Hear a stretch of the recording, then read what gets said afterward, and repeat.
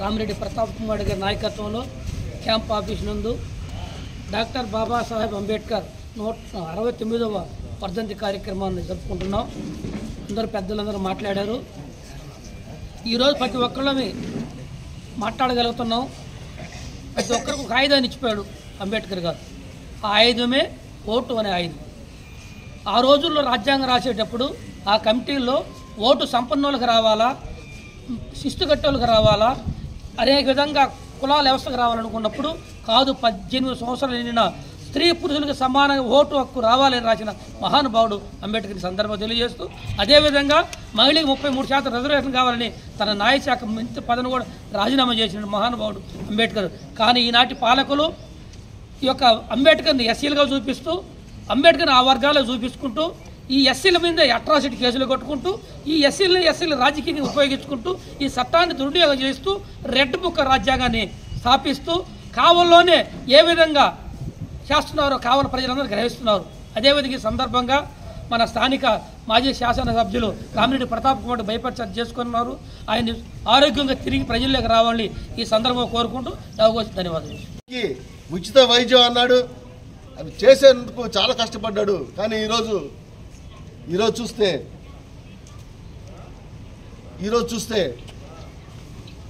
ఎక్కడ పేదవాళ్ళకి కళ్ళబుల్లి మాటలు చెప్తా ఉన్నారు, కానీ ఎక్కడ ఏ పనులు జరగట్లేదు. ఏంటంటే అమరావతి రాజధాని అంటాడు. రాజధాని ఎప్పుడు కడతారో ఏమో తెలియదు, కానీ పేదవాళ్ళ చదువుకి, వైద్యానికి ప్రాధాన్యత ఇవ్వాల్సిన పాలకులు ఈరోజు దాన్ని తొక్కేసి భారత రాజ్యాంగ రూపకర్త డాక్టర్ బిఆర్ అంబేద్కర్ 125 అడుగుల విగ్రహాన్ని విజయవాడ నడిబొడ్డులో ఏర్పాటు చేస్తే దాన్ని కూడా సరైన ఆదరణ లేకుండా మురికిమయం చేసిన ఘనత ఈ ప్రభుత్వాన్ని అనేసి తెలియజేస్తూ ఉన్నాం. డాక్టర్ బిఆర్ అంబేద్కర్ని గౌరవించాలా. ప్రతి ఒక్కరు కూడా పార్టీలకు అతీతంగా, కుల మతాలకు అతీతంగా ఈ దేశంలో ఎవరైనా గౌరవించాలంటే అది ఏకైక వ్యక్తి, గొప్ప నాయకుడు డాక్టర్ బాబాసాహెబ్ అంబేద్కర్. ఈరోజు కార్మికులు 8 గంటలు పనిచేస్తున్నారు. కనీస పనికి కనీస వేతనాలు తీసుకొచ్చింది ఆయనే. ఆడవాళ్ళకి ప్రసూతి సెలవులు ఇచ్చింది ఆయనే.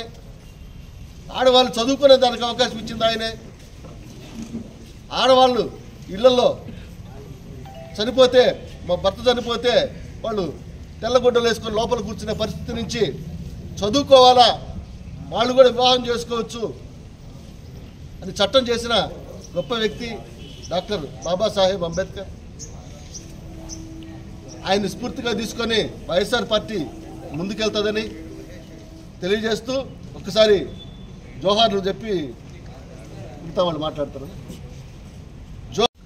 నవభారత నిర్మాత డాక్టర్ బాబాసాహెబ్ అంబేద్కర్ గారి 69వ వర్ధంతి సందర్భంగా మన ప్రీతమ నాయకులు రామిరెడ్డి ప్రతాప్ కుమార్ రెడ్డి ఆదేశాల మేరకు మన పార్టీ కార్యాలయంలో ఘనంగా నిర్వహించుకోవటం మన అందరికీ గర్వకారణం. ముందుగా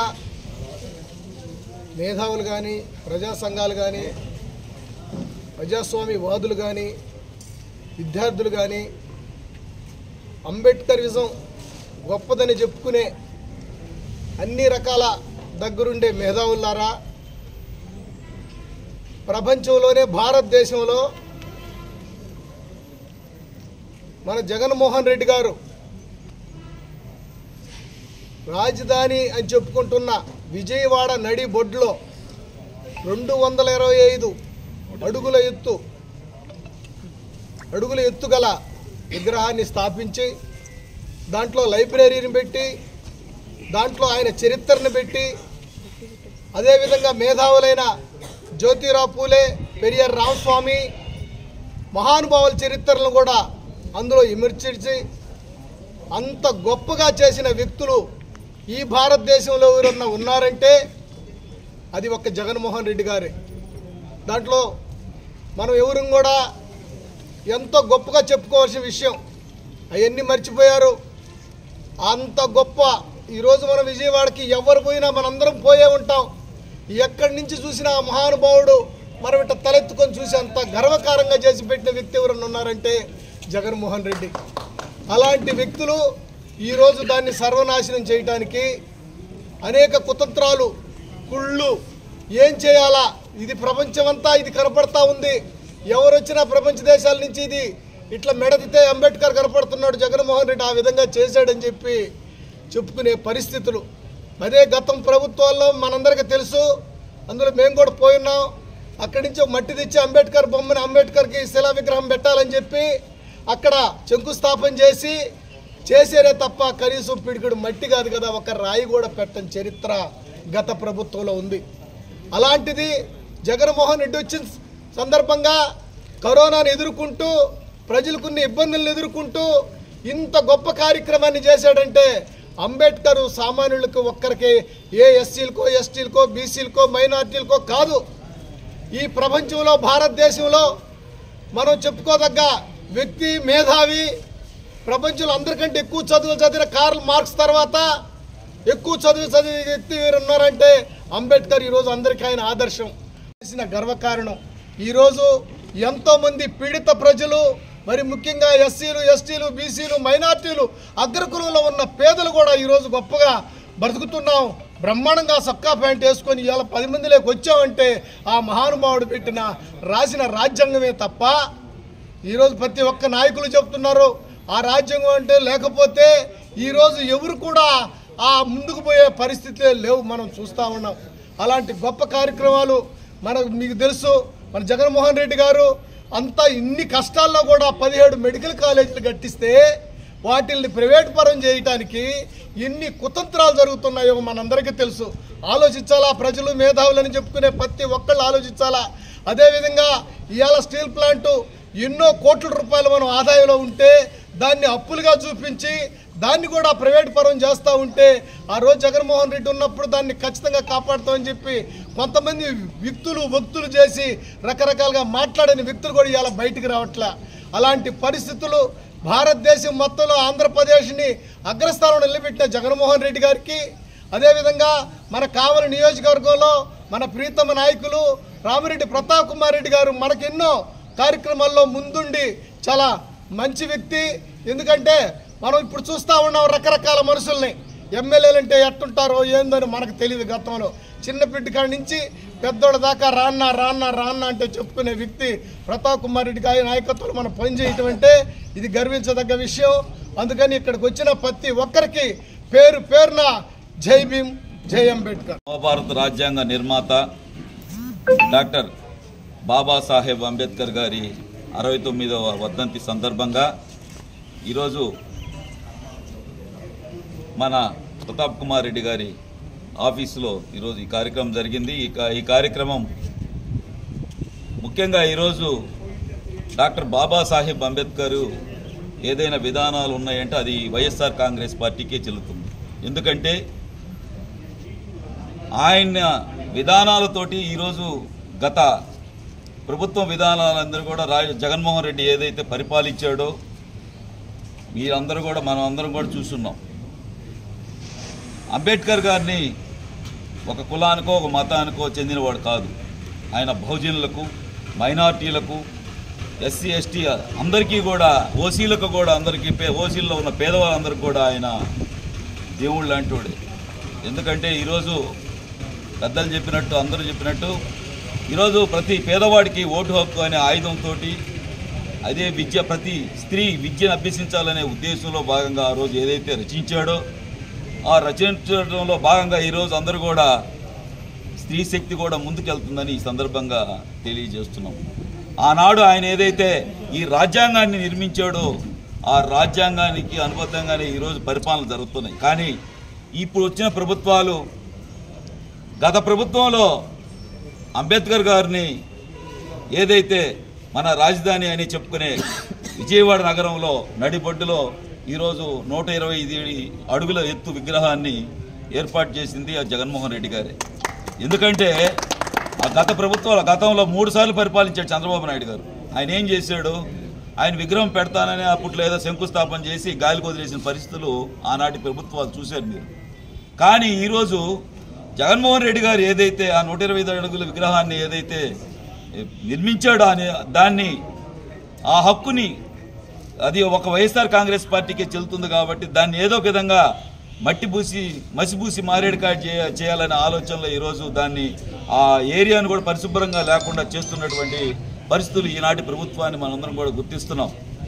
కాబట్టి ప్రజలందరూ కూడా ఒకరు గుర్తించాలా, దళితులు, బహుజనులు, మైనార్టీలు అందరికీ సమానమైన హక్కులు కలిగించినటువంటి వైఎస్ఆర్ కాంగ్రెస్ పార్టీ గొప్పదా, ఈరోజు తెలుగుదేశం పార్టీ చేస్తున్నటువంటి విధానాలు గొప్పవే ఒకసారి మీరందరూ కూడా పరిశీలించాల్సిన అవసరం ప్రజలందరూ కూడా గుర్తించాలని ఈ సందర్భంగా తెలియజేస్తున్నాం. ముఖ్యంగా ఈరోజు మా పట్టణాధ్యక్షులు శివకుమార్ రెడ్డి గారు, అదేవిధంగా ఉపాధ్యక్షులు నారాయణ గారు, మా పెద్దలు అందరూ కూడా వీరందరూ ఆధ్వర్యంలో ఈరోజు ఈ కార్యక్రమం జరగడం చాలా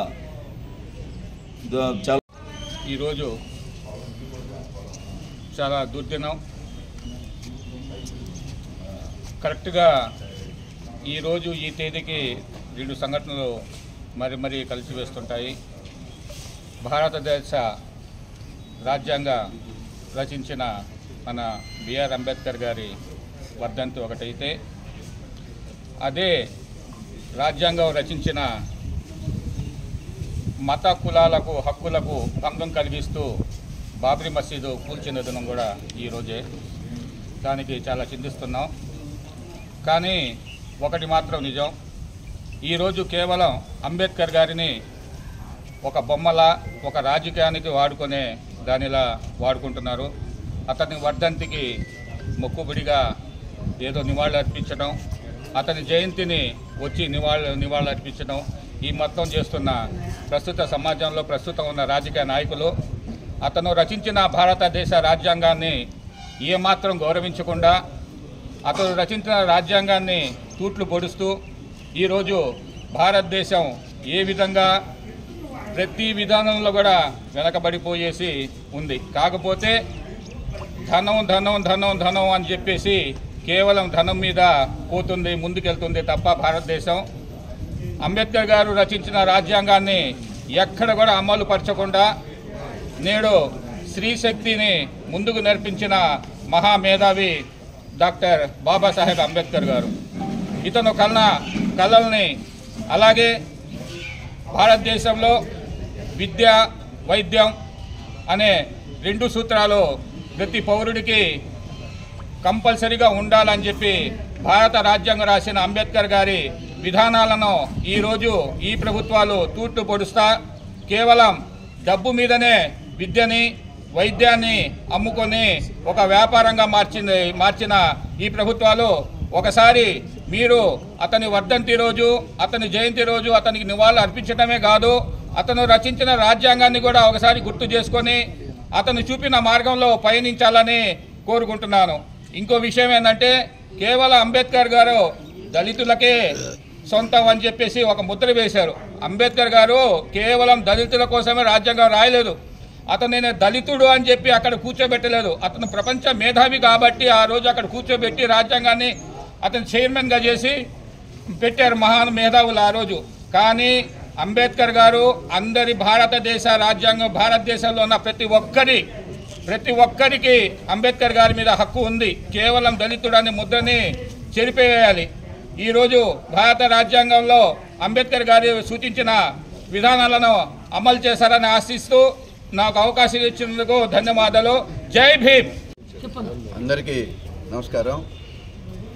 ఈరోజు మన కావలి మాజీ శాసనసభ్యులు రామిరెడ్డి ప్రతాప్ కుమార్ రెడ్డి గారి నివాసంలో అంబేద్కర్ గారి 69వ వర్ధంతి కార్యక్రమానికి ఇచ్చేసిన ప్రతి వైఎస్ఆర్సీపీ నాయకులకు, కార్యకర్తలకి, అంబేద్కర్ గారి అభిమానులకి, ప్రతాప్ అన్న గారి అభిమానులకి అందరికీ కూడా ప్రత్యేకమైన ధన్యవాదాలు తెలియజేస్తూ ఉన్నాం.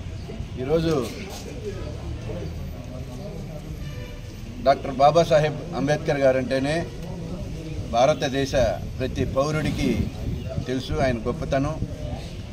ఈ భారత జాతికి ఒక మంచి పేరు తెచ్చినటువంటి మేధావి డాక్టర్ బాబాసాహెబ్ అంబేద్కర్ గారు.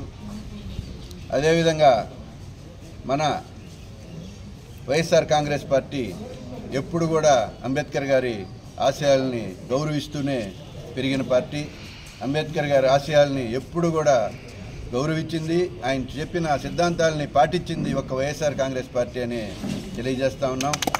అదేవిధంగా రాజశేఖర రెడ్డి గారి ఆశయాలు కొనసాగేదానికి పార్టీ పెట్టినా కానీ రాజశేఖర రెడ్డి గారి ఆశయాలు కొనసాగిస్తూనే అంబేద్కర్ గారు రాజ్యాంగంలో పొందుపరిచిన ప్రతి రాజకీయ అధికారాన్ని కూడా అందరికీ సమానంగా పంచాలి, దళితులకి కానీ బీసీలకు కానీ ప్రతి ఒక్కరికి కూడా సమాన హక్కులు ఉండాలని 50% దాకా ఈ బడుగు వర్గాలకి మంత్రి పదవులు ఇచ్చిన మహానుభావుడు వైఎస్ జగన్మోహన్ రెడ్డి గారు. అదేవిధంగా ఆయన ఆశయాలు కొనసాగిస్తూనే మా పెద్దలు చెప్పినట్టు 125 అడుగుల విగ్రహాన్ని విజయవాడ నడిబొడ్డులో పెట్టి అందరికీ ఈ దేశంలోనే ఆదర్శ వ్యక్తిగా కొనసాగిన వ్యక్తి జగన్మోహన్ రెడ్డి గారు.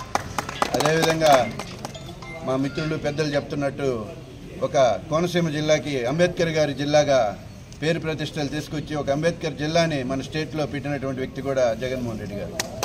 ఆ విధంగా ఒక ఉన్నతమైన ఆశయాలతో వైఎస్ఆర్ కాంగ్రెస్ పార్టీ 5 సంవత్సరాలు పరిపాలన చేసింది. ఇప్పుడు అందరూ చూస్తూ ఉన్నారు ఏ విధంగా దాన్ని దుర్వినియోగం చేస్తూ ఉన్నారు. మీరు మా పెద్దలు చెప్పినట్టు అంబేద్కర్ గారి విగ్రహాన్ని ఒక ప్రతిష్టగా భారతదేశంలోనే ఒక ప్రతిష్టగా మన విజయవాడలో నడిబొడ్డును స్థాపిస్తే దాన్ని ఏ విధంగా నాశనం చేయాలి, ఏ విధంగా ఆ పేరు పోంగొట్టాలి. జగన్మోహన్ రెడ్డి గారు పేరే కాకుండా అంబేద్కర్ గారు అంటే కూడా ఈ పాలకులకి ఎప్పుడు కూడా ఇష్టం లేదు. ఎప్పుడు కూడా ఈ పాలకులు అంబేద్కర్ గారి అభిమానులను ఎప్పుడు అవమానపరుస్తూనే ఉన్నారు. గత ప్రభుత్వంలో కానీ ఇప్పుడు కానీ వారి జీవితాంతం కూడా అంబేద్కర్ గారి అభిమానుల్ని అవమానపరచడమే ఈ తెలుగుదేశం పార్టీ ఉద్దేశంగా ఉంటుంది ఎప్పుడు కూడా. అదేవిధంగా కావలి నియోజకవర్గంలో ప్రతాప్ రెడ్డి గారు మా మిత్రులు చెప్పినట్టు ఆయన ఆరోగ్యం ఇప్పుడు చాలా స్థిరంగా ఉంది, బాగున్నారు. ఆపరేషన్ తర్వాత బాగా కోలుకున్నారు. ఇప్పుడు అందరితో కూడా మన నాయకులందరితో కూడా వీడియో కాల్లో ఇప్పుడు మాట్లాడబోతూ ఉన్నారు. ఆయన ఇంకా సంపూర్ణ ఆరోగ్యాలతో తిరిగి రావాలని ఆయన కూడా ఎప్పుడు కూడా ఈ అంబేద్కర్ గారి ఆశయాల్ని జగన్మోహన్ రెడ్డి గారు కొనసాగించినట్టు కావలి నియోజకవర్గంలో ఆయన ఎమ్మెల్యేగా ఉన్నప్పుడు కూడా ఇటువంటి ఆచారాలన్నింటినీ కూడా కొనసాగించినటువంటి వ్యక్తి, బీసీలకు మంచి ప్రయారిటీ ఇచ్చినటువంటి వ్యక్తి, ఎస్సీలకు మంచి ప్రయారిటీ ఇచ్చి తన పరిపాలన కొనసాగించారు. ప్రతాప్ రెడ్డి గారు లాంటి ఉన్నతమైన వ్యక్తులు ఈ విధంగా కావాలని మళ్ళీ కూడా ఎమ్మెల్యేగా కావాలని కోరుకుంటూ వారు నాకు ఈ అవకాశం ఇచ్చిన ప్రతాప్ రెడ్డి గారికి ప్రత్యేకమైన ధన్యవాదాలు తెలియజేస్తూ ఇక్కడ వచ్చిన ప్రతి ఒక్కరికి కూడా ప్రతి నాయకుడికి ప్రత్యేకమైన కృతజ్ఞతలు తెలియజేస్తూ